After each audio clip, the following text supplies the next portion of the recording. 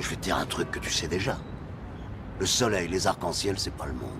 Il y a de vraies tempêtes, de lourdes épreuves, aussi grand et fort que tu sois, la vie te mettra à genoux et te laissera comme ça en permanence si tu la laisses faire. Toi, moi, n'importe qui. Personne ne frappe aussi fort que la vie. C'est pas d'être un bon cogneur qui compte. L'important, c'est de se faire cogner et d'aller quand même de l'avant. C'est de pouvoir encaisser sans jamais, jamais flancher. C'est comme ça qu'on gagne.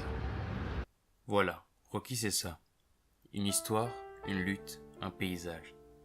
C'est une histoire qui a énormément fasciné les esprits, au point où on peut le retrouver en tant que référence par-ci par-là, aussi bien dans le monde du manga, comme Hippo, que dans le rap français.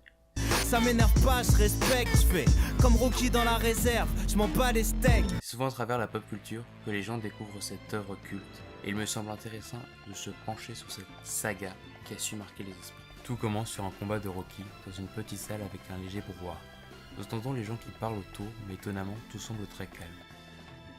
Seuls les coups résonnent, aucun mot n'est clairement prononcé. Au final, nous avons une lutte bien peu spectaculaire.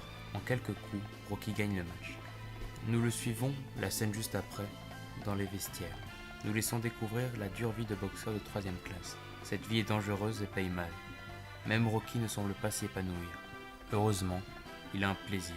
Adrienne, une fille qui va le voir régulièrement pour parler un peu. En parallèle, nous découvrons le second travail de Rocky, prêteur sur gage aux ordres de Genzo, faisant de lui un mafieux.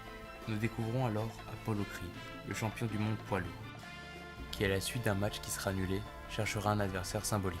Il cherchera un match pour son image. Il va alors choisir un boxeur de 3e classe, Rocky. Apollo Creed veut apporter un côté très symbolique, un côté très américain.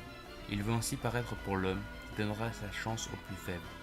Un boxeur noir contre un boxeur blanc pour le jour de l'indépendance des États-Unis. Nous assisterons ainsi à l'évolution de l'étalon italien avant sa montée sur le ring face à Apollo. Le premier film est celui qui se concentre le plus sur le personnage de Rocky. C'est celui qui est le plus proche du drame humain, celui qui parle de Rocky plus que de boxe. Ici, la boxe n'est pas le sujet principal, elle n'est qu'une toile de fond qui sert au développement du personnage de Rocky. C'est d'ailleurs ce qui fait du premier film un film bien différent des suites. Suites qui se basent plus sur le côté spectaculaire de la boxe. Attention, ne me faites pas dire ce que je n'ai pas dit. Les suites sont très bonnes, sont énormes, et savent très bien utiliser les outils à leur disposition.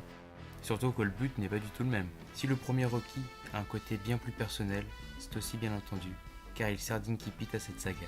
Il doit tout d'abord poser les bases. Le spectateur découvre tout d'abord les questionnements de Rocky, toutes ses prises de conscience, ses remises en question. Et après tout, le match final contre Apollo n'aurait pas eu cette force, cette aura, si on n'aurait pas vu Rocky passer par ces questionnements. Ce n'est pas seulement une violence gratuite, c'est un combat humain, d'un homme sur qui personne ne misait, mais qui va donner le meilleur de lui-même. Même s'il a pu se perdre dans cette course à la puissance, il prend son courage à deux mains pour affronter les murs qu'on dressera sur son chemin. Il trouvera sa conclusion dans l'amour. Il perdra certes le match, mais il le dit lui-même, gagner ce n'est pas le plus important. Il n'y aura pas de revanche. Ce qu'il veut, c'est et c'est en soi une belle finalité que de trouver le bonheur dans l'amour. En bref, Rocky, c'est tout ça. Un film d'initiation avec des valeurs simples, mais fortes. Même si on essaye souvent de le réduire à un film pour beauf, tentez le coup, il en vaut vraiment la peine. En tout cas, attendez-vous à revoir des vidéos sur cette saga sur la chaîne Nébulaire. Voilà, j'espère que ça vous a plu, n'hésitez pas à vous abonner si vous le voulez. Et si vraiment ça vous a plu, le bouche à oreille, ça fonctionne, donc sentez-vous libre de faire ce que vous voulez. C'est tout pour moi, c'était Komori. Ciao!